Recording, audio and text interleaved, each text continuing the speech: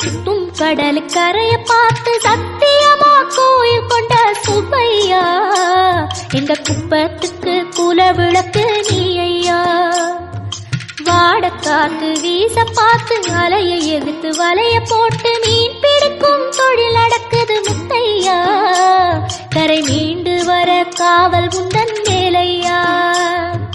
திருச்செந்தூர் ஆண்டவனே வேல் முருகா, தினம் உனக்கு நன்றி சொல்வோம் மால் மருகா. திருவடியில் தவம் இருப்போம் திருமுருகா, தீப்பெழுது நலமெனவே வடிவழகா.